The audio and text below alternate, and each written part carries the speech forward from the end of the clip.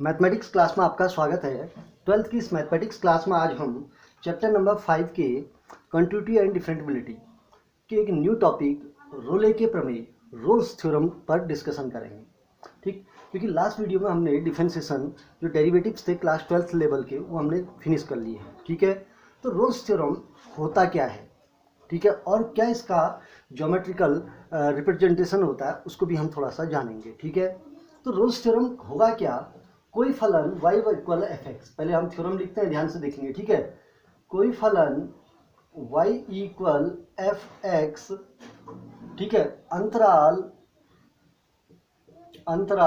a comma B में, अंतराल a comma B में रोले के प्रमेय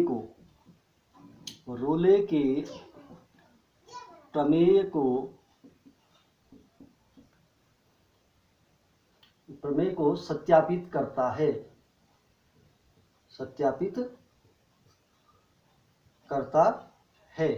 तो है क्या, कोई आपको दिया क्या होगा, कोई एक फंक्शन दिया होगा, ठीक है, और उस फंक्शन के लिए आपको क्या दिया होगा, एक इंटरवल दिया होगा a कॉमा बी। ठीक है, तो ये जो इंटरवल है close interval a comma B में रोले के प्रमेय को सत्यापित करता है यदि, ठीक, नंबर फर्स्ट पार्ट, ठीक है, फलन f जो आपको दिया हुआ है, ठीक है, बंद अंतराल a कॉमा बी में, यहां पर हम लिख लेंगे फलन f अंतराल a कॉमा बी में संतत है, बी में क्या है, संतत है। तो पहली कंडीशन उसकी क्या है कि जो फंक्शन होगा, ये जो फलन f होगा, ये close interval a comma B में क्या होगा, कंटिन्यूअस होगा। ठीक, सेकंड पार्ट इसका कहता है कि फलन f अंतराल, अब यहां पर इंटरवल जो है आपका close interval a comma B में अवकलनीय है, ठीक है, दो स्टेटमेंट हमारे हो गए। तो रोले के प्रमेय को सत्यापित करने के लिए फंक्शन में दो क्वालिटी होनी चाहिए। पहली क्वालिटी कि फंक्शन f जो है वो close interval a comma B में कंटिन्यूअस होगा, और फंक्शन f जो है वो open interval a comma B में डिफेंसेबल होगा। ठीक, थर्ड जो है वो कहता है कि F A equal F B होगा, अर्थात जो आपको जिस इंटरवल में आपको रोल्स थ्योरम प्रूव करना है उस इंटरवल में एफ ए इक्वल क्या होना चाहिए, एफ बी होना चाहिए। ठीक है, अब उसके बाद वो उसका रिजल्ट कहता है तब, ठीक है, तब अंतराल ए कॉमा बी में, ये क्लोज इंटरवल है, नहीं ये सॉरी ये ओपन इंटरवल है, तब close interval a comma B में एक अवयव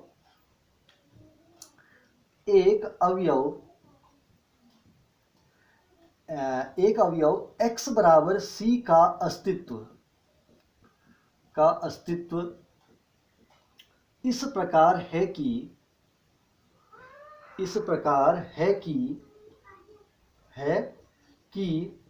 एफ डैश सी इक्वल क्या हो जाए, जीरो हो।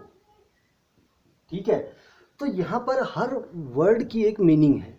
तो रोल्स थ्योरम कहता क्या है, कोई भी हमको फंक्शन दिया हुआ है एफ एक्स, ये एक रियल वैल्यूड फंक्शन है, अर्थात ये एक वास्तविक फलन है। ठीक है, कोई function y equal F x एक वास्तविक फलन है जो बंद अंतराल a कॉमा बी में रोले के प्रमेय को सत्यापित करेगा। कब करेगा, जब वह फंक्शन बंद अंतराल a कॉमा बी में संतत हो, अर्थात उसका ग्राफ कहीं पर भी टूटना नहीं चाहिए क्योंकि कंटिन्यूअस है। ठीक है, मीनिंग भी समझते रहे पहले। कंटिन्यूअस का मतलब है कि ग्राफ को आप बिना तोड़े हुए, बिना ब्रेक के बिल्कुल एक सीध में बना सकें या बिना अवरोध के बना सकें, ये तो आपने कंटिन्यूटी में पढ़ा होगा। ठीक, दूसरा है फलन open interval a comma B में अवकलनीय है। अब अवकलन की डेफिनेशन पता होनी चाहिए कि अवकलन किसको शो करता है, अवकलन जो होता है वो होता है dy बाई डी एक्स, होता है ना। अब dy by D X equal क्या था, limit of h tends to 0 F X plus H minus F X upon X plus H minus X होता है ये, क्योंकि एक्स से एक्स कैंसिल हो जाता है, तब ये क्या देता है, प्रथम सिद्धांत से अवकलन में एच तो देता है। इसको हम क्या कहते थे फिर, limit of H tends to 0, class 11th में पढ़ा होगा, माइनस एफ एक्स अपॉन क्या होता है, एच होता है। तो ये जो पार्ट है, ये जो हमने पार्ट दिखाया, ये किसको शो किया, देखिए तो इसने हमारा किसको शो किया है, y2 minus Y one upon x2 minus x1 को शो किया है। क्यों, ये देखिए एफ एक्स प्लस एच, ये y2 हो गया, एफ एक्स क्या हो गया, y1 हो गया, x प्लस एच जो हो गया वो x2 हो गया, और x क्या किसका काम करेगा, x1 का काम करेगा। तो ये क्या बनेगा, dy बाई डी एक्स, है नहीं। तो dy बाई डी एक्स का मीनिंग क्या है, y2 minus Y one upon x2 minus x1 है। तो इसका मतलब ये क्या है, स्लोप है, स्लोप, क्यों, अर्थात स्लोप ऑफ क्या है, टेंजेंट है, स्लोप ऑफ टेंजेंट, अर्थात इस वक्र y इक्वल एफ एक्स जो आपको फंक्शन दिया हुआ है, इसका जो वक्र होगा उस वक्र के किसी बिंदु पर स्पर्श रेखा की ढाल है। ठीक है, तो इसका मतलब आपका क्या है, फलन f जो है वो a कॉमा बी के ओपन इंटरवल में अवकलनीय है। तो इसका मतलब क्या हुआ कि फंक्शन के a कॉमा बी का जो ओपन इंटरवल है, इस ओपन इंटरवल में आप इस वक्र की कोई ना कोई स्पर्श रेखा निकाल सकते हैं। क्यों, क्योंकि अगर dy बाई डी एक्स आप किसी वक्र का निकाल सकते हैं, किसी भी फंक्शन, क्योंकि फंक्शन है तो वक्र होगा, कर्व होगा ना, तो इसका मतलब आप उस फंक्शन का क्या निकाल सकते हैं, dy बाई डी एक्स अगर निकाल सकते हैं, अवकलनीय है तो dy बाई डी एक्स निकलेगा, और dy बाई डी एक्स निकल रहा है, तो इसका मतलब उस वक्र की आप किसी भी बिंदु पर क्या निकाल सकते हैं, स्पर्श रेखा की ढाल निकाल सकते हैं। ठीक है, तो क्लियर है, इसका मीनिंग समझ गए। तो इसका मतलब वक्र क्या होना चाहिए, हमारा जो फंक्शन है वो क्या होना चाहिए, अवकलनीय होना चाहिए। ठीक है, थर्ड कंडीशन दे रखी है, F A equal F B दे रखा है। तो इसको हम समझते हैं, यहाँ पर हुआ क्या, सपोज दैट ये मेरा एक फंक्शन है एक्स, ये हो गया एफ एक्स हो गया। ठीक है, ये तो आपका रोल्स थ्योरम हो गया। अब मैं इसका ज्योमेट्रिकल रिप्रेजेंटेशन कर रहा हूँ। ठीक है, तो F A equal F B का मतलब यहाँ पर एक्स इक्वल ए हो गया, यहाँ पर एक्स इक्वल क्या हो गया, बी हो गया। अब एफ ए ये हो गया, और ये वैल्यू क्या हो गई, एफ बी हो गया। ये एफ ए और एफ बी क्या है, बराबर है। ठीक है, तो एफ ए और एफ बी जब बराबर है तो उस कंडीशन में वक्र कैसा कैसा हो सकता है, एक बार देखते हैं। तो इसका मतलब वक्र इस पॉइंट ए और बी से 100% जाएगा, जाएगा ना। तो ये कर्व जो है मेरा ऐसा हो सकता है, ये तो वक्र कैसा हो सकता है, ऐसा भी हो सकता है, क्योंकि एफ ए और एफ बी बराबर है तो वक्र ऐसा जा सकता है। अगर ऐसा नहीं गया तो ऐसा हो सकता है, देखिए ये x हो गया और ये एफ एक्स हो गया। ठीक, तो यहाँ पर x इक्वल ए हो गया, यहाँ पर x इक्वल क्या हो गया, b। यहाँ पर a ले लेते हैं और यहाँ पर किसको ले लेते हैं, b को ले लेते हैं। तो एफ ए, ये एफ ए हो गया, ये क्या हो गया, एफ बी हो गया।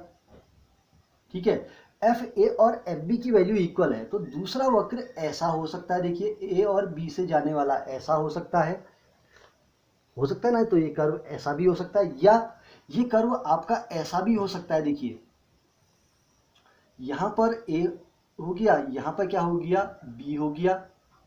ठीक, ये एक्स, ये एफ एक्स। ठीक है, तो आपके ए और बी की वैल्यू बराबर है। एफ ए इक्वल किसके है, एफ बी के है। एफ ए इक्वल किसके है, एफ बी है। तो इसका मतलब जो कर्व है वो आपका इसके बीच में ऐसा बना हो सकता है, ये बना हो सकता है ना, कैसा भी आपका कर्व हो सकता है। ठीक, तो उसने क्या कहा कि F A equal F B होगा। ठीक है, अब मेन जो थीम है इस रोल्स थ्योरम की, वो लास्ट स्टेटमेंट है। तब अंतराल a कॉमा बी में एक अवयव x बराबर c का अस्तित्व इस प्रकार है कि f डैश c बराबर क्या है, 0 है। अब f डैश c बराबर 0 का मतलब आपने पढ़ा होगा, पहले बताइए f डैश c का मतलब क्या हुआ, f डैश y का मतलब क्या हुआ। अभी हमने बताया था f डैश y का मतलब क्या हुआ, dy बाई डी एक्स। क्या हुआ, dy बाई डी एक्स। इसको तो आप नोट कर लेंगे ये। ठीक है, अब मैं इसको सब मिक्सअप कर रहा हूँ, इसको पॉज करके बैक लेकर के इसको नोट कर लेंगे। ठीक है, तो तो एफ डैश वाई का मतलब क्या हुआ, D Y by D X हुआ, नहीं हुआ। तो एफ डैश सी का मतलब क्या हुआ, बिंदु सी पर एफ डैश सी का मतलब क्या हुआ, इस D Y by D X की वैल्यू को मैं किस पॉइंट पे निकाल रहा हूँ, एक्स बराबर सी पे निकाल रहा हूँ, ठीक है। तो अभी हमने लास्ट स्टार्टिंग में बताया था कि एफ डैश वाई बराबर D Y by D X है, तो D Y by D X किसको शो करता है, इस वक्र वाई बराबर एफ एक्स के जो बिंदु है, इस वाई बराबर एफ एक्स के किसी भी बिंदु से जाने वाली स्पर्श रेखा की क्या हुई है, ढाल हुई D Y by D X, ठीक है। तो एफ डैश सी का मीनिंग क्या हुआ कि उसी वक्र y बराबर एफ एक्स के x बराबर c, अर्थात कोई भी बिंदु x बराबर c होगा, उस x बराबर c बिंदु से जाने वाली स्पर्श रेखा की ढाल को हम क्या कहेंगे, एफ डैश सी कहेंगे। तो इसका मतलब एफ डैश सी क्या है, स्पर्श रेखा की ढाल है, किस पर, इस वक्र के, इस वक्र के भी, इस वक्र के भी और इस वक्र के किसी बिंदु c से जाने वाली स्पर्श रेखा की क्या है, ढाल है, ठीक है।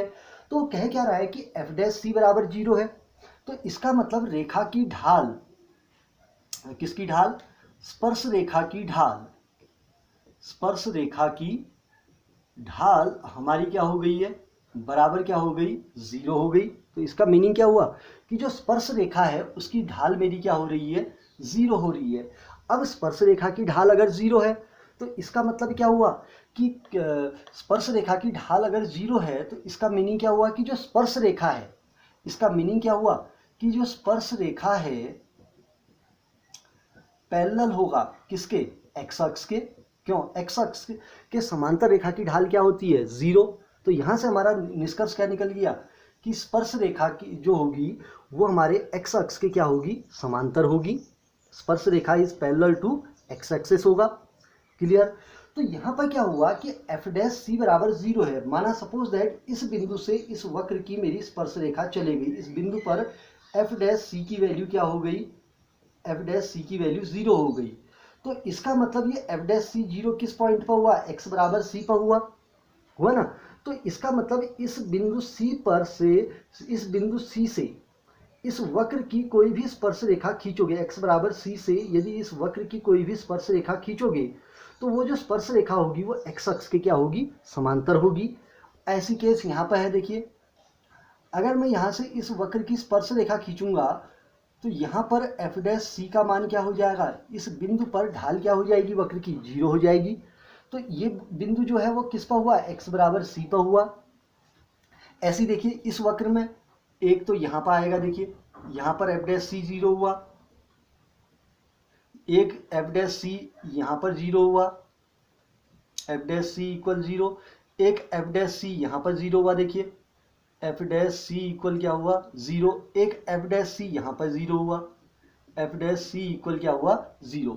तो इसका मतलब यहाँ पर भी x बराबर c है जहाँ पर स्पर्श रेखा की ढाल 0 हो रही है, एक x बराबर c यहाँ पर है, एक x बराबर c आपका यहाँ पर है, एक x बराबर c यहाँ पर है। तो इसका मतलब इस वक्र की x अक्ष के समांतर कितनी स्पर्श रेखाएं हो रही हैं, इस a और b अंतराल के बीच में 1 2 3 और 4 स्पर्श रेखाएं हो रही हैं। इस वक्र की इस a और b अंतराल में x अक्ष के समांतर कितनी स्पर्श रेखा बन रही है, एक ही स्पर्श रेखा बनी। इस वक्र की a और b अंतराल में x अक्ष के समांतर कितनी स्पर्श रेखा बनी, एक ही स्पर्श रेखा बनी, क्योंकि एक बिंदु तो एक स्पर्श रेखा, दो बिंदु निकलेंगे c के तो दो स्पर्श रेखा, अगर 1 2 3 4 बिंदु निकल गए तो कितनी स्पर्श रेखाएं होंगी, 4 स्पर्श रेखाएं होंगी, ठीक है। तो यही रोल्स थ्योरम कहता है। वो कहता क्या है कि फंक्शन a, b अंतराल में संतत होना है, अर्थात वक्र जो होना है वो एक ही होना है, वक्र टूटा हुआ नहीं होना है। अब वक्र एक ही कब बनेगा, जब वह कंटिन्यूअस होगा, अगर टूट गया तो दो वक्र हो गए, ठीक है। फंक्शन a, b के ओपन इंटरवल में अवकलनीय है, तो उसने पहले ही कह दिया कि जो आपको इस वक्र की जो x एक्सिस के समांतर स्पर्श रेखा मिलेगी वो a और b बिंदु से कभी नहीं जाएगी, a और b बिंदु से कभी भी वह स्पर्श रेखा नहीं जाएगी, बल्कि a और b जो बिंदु a और b के बीच में किसी बिंदु से जाएगी। क्यों, क्योंकि अवकलनी होने का मतलब है कि अवकलनी अगर a पर नहीं भी है और b पर नहीं भी है तो उससे हमें कोई मतलब नहीं है, क्योंकि हमको जो टेंजेंट लाइन ढूंढनी है इस वक्र के a और b के बीच में ढूंढनी है, ठीक है, क्लियर। अब उसने कहा एफ ए बराबर एफ बी, अगर एफ ए और एफ बी बराबर नहीं हुआ तो क्या हो जाएगा उस केस में। ठीक है, ऊपर वाला मैं हटा देता हूँ क्योंकि अब हम एफ ए बराबर एफ बी में पहुँच गए। ठीक है, अगर एफ ए और एफ बी बराबर नहीं हुआ तो क्या हो जाएगा, एक बार समझते हैं। ये एफ ए हो गया, ये एफ बी ऊपर आ गया माना। ठीक है, तो वक्र मेरा ऐसा चले जाएगा। अब इसकी एक्स एक्सिस के समांतर स्पर्श रेखा खींच के दिखाइए। इस इंटरवल के बीच में कहीं पर भी एक्स एक्सिस के समांतर आपकी स्पर्श रेखा नहीं बनेगी। खींच के दिखाइए, कहीं पर बनती है तो। इस इंटरवल में कहीं नहीं बनेगी। ठीक है, तो इसलिए क्या कहा है कि यह एक्स एक्सिस के किसी दिए गए इंटरवल में एक्स एक्सिस के पैरेलल जो भी स्पर्श रेखा बनेगी वो कब बनेगी, जब एफ ए और एफ बी बराबर होगा, अर्थात बराबर इंटरवल में उस वक्र को आप क्या कर रहे हैं, बराबर हाइट ले रहे हैं। ठीक है, तब उसने क्या कहा कि जो ओपन इंटरवल ए कॉमा बी है, क्योंकि जो अब टेंजेंट लाइन कभी भी एक्स एक्सिस के समांतर ए और बी से जाएगी ही नहीं। अब आप खींच के दिखाइए, ए और बी बिंदु से कभी भी वक्र की एक्स एक्सिस के समांतर स्पर्श रेखा खींच के दिखाइए, इन तीनों वक्रों में कहीं नहीं मिलेगी। तो इसलिए उसने पहले ही इंटरवल क्या बना दिया, यहाँ पर ओपन इंटरवल ए कॉमा बी में एक अवयव एक्स बराबर सी, एक आपको ऐसा मिलना चाहिए जिस बिंदु से अस्तित्व इस प्रकार है कि एफ डैश सी बराबर क्या हो, जीरो हो। तो एफ डैश सी का बराबर जीरो होने का मतलब क्या है कि इस ओपन इंटरवल ए कॉमा बी में एक पॉइंट कम से कम, एक सी पॉइंट कम से कम ऐसा होगा जहां से इस वक्र की एक्स एक्सिस के समांतर क्या होगी, स्पर्श रेखा होगी। ये हमारा क्या कहता है, रोले का प्रमेय कहता है। ठीक है, तो ये हमारा रोल्स थ्योरम है और ये इसका एक ज्योमेट्रिकल इंटरप्रिटेशन है। ठीक, तो इसका ज्यामितीय निरूपण भी आपने देख लिया और रोले थ्योरम क्या होता है ये भी आपने देख लिया। ठीक, बहुत इंपॉर्टेंट टॉपिक है। तो आइए अब इस पर एक रोले प्रमेय पर आधारित एक क्वेश्चन को भी बनाते हैं। ठीक, तो इसके लिए मैं क्वेश्चन बनाने के लिए इसके एक्सरसाइज के 5.8 का क्वेश्चन नंबर 1 लेता हूँ। एक्सरसाइज 5.8 का क्वेश्चन नंबर 1। ठीक, तो फर्स्ट क्वेश्चन कह रहा है कि फलन F x equal x square plus 2x minus 8 x is the element of -4, 2 के लिए रोले प्रमेय को सत्यापित करें। के लिए रोले प्रमेय को क्या करें, सत्यापित करें। ठीक है, बहुत इजी सा टॉपिक है। तो रोले प्रमेय के आपको स्टेटमेंट पता होने चाहिए। ठीक है, कि रोले प्रमेय क्या क्या स्टेटमेंटों को लेकर के हम आगे को चलते हैं। ठीक, तो स्टार्ट करते हैं और ध्यानपूर्वक इसको समझेंगे। ठीक है, तो इसका सॉल्व है। ठीक, तो फर्स्ट पार्ट, पहला क्या कहता है कि फंक्शन क्या होना चाहिए, कंटिन्यूस होना चाहिए। क्या यह फंक्शन इस इंटरवल में कंटिन्यूस होगा कि नहीं होगा, होगा। क्यों, चूंकि फलन, पहले हमको क्वेश्चन ले लेते हैं। सॉल्व है बिकॉज एफ एक्स इक्वल क्या दिया हुआ है, X square plus 2x minus 8 where x is the element of -4, क्या है, 2 है। ठीक है, अब फर्स्ट पार्ट कंटिन्यूटी का परीक्षण करते हैं इसका। ठीक है, तो इसके लिए ये जो फंक्शन है ये आपको बहुपदी फलन दिख रहा है, पॉलिनोमियल फंक्शन है। चूंकि f एक बहुपदी फलन है, एक क्या है, बहुपदीय फलन है। f जो है क्या है, एक बहुपदी फलन है और बहुपदी फलन प्रत्येक बिंदु पर क्या होता है, संतत होता है। इसलिए फलन f अंतराल -4, 2 में क्या होगा, संतत होगा। क्यों, क्योंकि बहुपदी फलन प्रत्येक बिंदु पर क्या होता है, संतत होता है। अगर बहुपदी फलन अगर प्रत्येक बिंदु पर संतत है तो इसका मतलब इस इंटरवल में भी 100% क्या होगा, संतत होगा। ठीक हो गया। अब आते हैं सेकंड, इसकी अवकलनीयता का परीक्षण करते हैं। चूंकि f एक बहुपदी फलन है, f एक बहुपदीय फलन है। अब अगर f एक बहुपदी फलन है तो क्या आप बहुपदी फलन का डिफरेंशिएशन निकाल सकते हैं? निकलता है। क्या आपने बहुत सारे बहुपदी फलन का अवकलन तो पढ़ा था पीछे। f एक बहुपदी फलन है, इसलिए फलन f अंतराल, कौन सा अंतराल होगा? क्लोज इंटरवल -4, ओपन इंटरवल -4, 2 में क्या है? में अवकलनीय है। तो इसका मतलब जो गिवन फंक्शन है वो आपका क्या है? संतत भी है और क्या भी है? अवकलनीय भी है। क्लियर?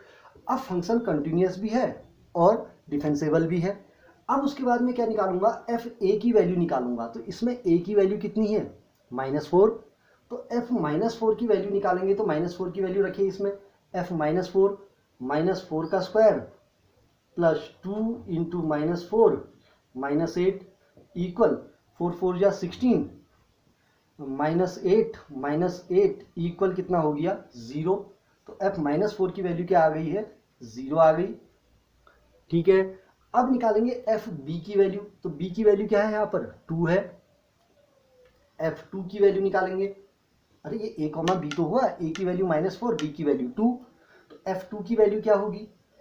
2 का स्क्वायर प्लस 2 इंटू 2 -8 इक्वल 2 2 जा 4, 2 2 जा 4, 4 plus 4 8, 8 minus 8 is 0। Because third part है। हाँ, ये हमारा थर्ड स्टेप है।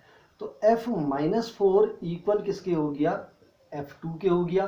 तो इसका मतलब अभी हम रोले का परीक्षण अब आगे को कर सकते हैं, क्योंकि फंक्शन कंटिन्यूअस भी है और डिफेंसेबल भी है और मेरा एफ ए बराबर क्या हो रहा है? एफ बी भी हो रहा है। तो अब हम क्या चेक करेंगे? चेक करेंगे कि क्या इस इंटरवल में इस वक्र की एक्स अक्ष के समांतर कोई स्पर्श रेखा हो रही है कि नहीं हो रही है। यही तो रोले का थ्योरम कहता है। तो मैं क्या करूंगा? पहले मैं एफ डैश एक्स निकालूंगा, क्योंकि एफ डैश सी निकालने के लिए पहले हम एफ डैश एक्स निकालेंगे। तो एफ डैश एक्स इक्वल क्या होगा? 2x plus 2। अरे इस फंक्शन का निकलेगा ना एफ डैश एक्स। तो F dash x equal 2x plus 2। अब मैं क्या करूंगा? Because c is the element of c is the element of क्या लूंगा मैं? -4, 2। अरे आपने पढ़ा था ना कि खुले अंतराल a, b में एक बिंदु x बराबर c का अस्तित्व इस प्रकार है। अर्थात जो c एलिमेंट होगा वो किस इंटरवल में होगा? a, b के ओपन इंटरवल में होगा। तो जो c एलिमेंट है वो -4, 2 के ओपन इंटरवल में हो गया। ठीक है। इसलिए अब मैं क्या निकालूंगा? एफ डैश सी की वैल्यू निकालूंगा। तो एफ डैश सी क्या आएगा? अगर F dash x equal 2x क्या है? 2x प्लस 2 है। तो एफ डैश सी इक्वल क्या हो जाएगा? इस x का रिप्लेसमेंट c में करिए तो क्या होगा? 2c प्लस क्या हो गया? 2। क्लियर? अब हमारा कहता क्या है कि x is the element of a, b पर, x is the element of c is the element of a, b पर क्या होता है? एफ डैश सी इक्वल क्या होता है? 0 होता है कि नहीं होता है? तो सो एफ डैश सी की वैल्यू रखिए। 2c प्लस 2 इक्वल क्या हो गया? 0। सो c इक्वल क्या निकला? ये जब प्लस में है तो इधर आके माइनस, तो क्या निकलेगा? -1 निकलेगा।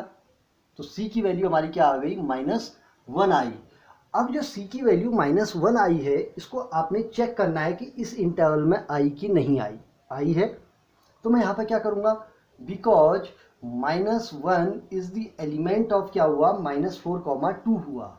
-4, 2 अर्थात इसका मीनिंग क्या हुआ कि -4, 2 इंटरवल में, अर्थात इस अंतराल के अंदर एक बिंदु -1 ऐसा है जहां पर एफ डैश एक्स की वैल्यू क्या हो रही है? 0 हो रही है। अरे आप रखेंगे अगर एक्स सी की वैल्यू -1 रखेंगे तो एफ डैश -1 इक्वल क्या हो जाएगा? 0। तो इसका मतलब x बराबर -1 पर इस वक्र की x अक्ष के समांतर क्या मिलेगी आपको? स्पर्श रेखा मिलेगी। क्यों? क्योंकि उस पर प्रथम कोटि का जो अवकलन है एफ डैश क्या है?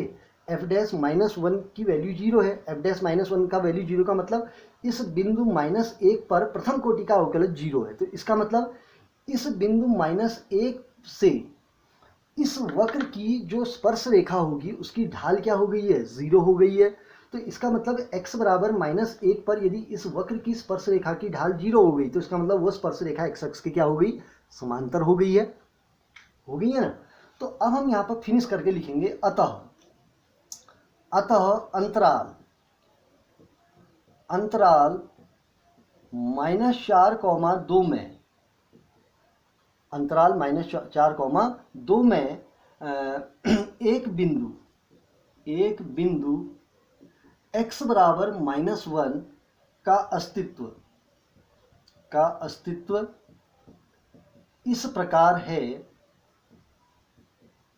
या इसको हम कहते हैं c = -1 कहते हैं। हाँ, एक बिंदु c = -1 का अस्तित्व इस प्रकार है कि f डैश c बराबर क्या है, 0 है। क्यों? क्योंकि अगर आप c की वैल्यू -1 यहाँ पर रख देंगे तो उसका प्रथम कोटि का अवकलन उस बिंदु c पर क्या हो जाएगा, 0 हो जाएगा। तो इसका मतलब इस इंटरवल में आपको एक पॉइंट मिल रहा है, अर्थात इस इंटरवल के अंदर इस वक्र की आपको एक स्पर्श रेखा x अक्ष के 100% क्या मिलेगी, समांतर मिलेगी। इसलिए फलन जो है f बंद अंतराल -4, इसलिए फलन f अंतराल -4, 2 में रोले के प्रमेय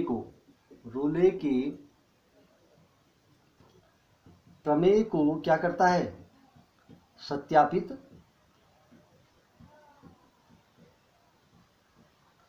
करता है। तो इसका मतलब ये जो फलन है वह बंद अंतराल 4, 2 में रोले के प्रमेय को क्या करेगा, सत्यापित करेगा। क्यों?